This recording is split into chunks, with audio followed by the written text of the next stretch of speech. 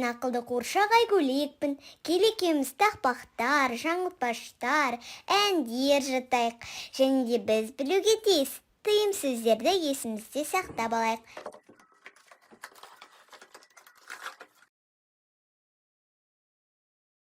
Тыйым сөздер. Ата-анаңа қарсы келме, ол тәрбиелікке жатпайды.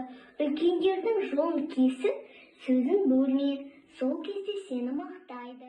Бас киіміңді теріс киме, жақсылық адам. Ай бөлек, айдың жүзі дөңгелек, айдай толған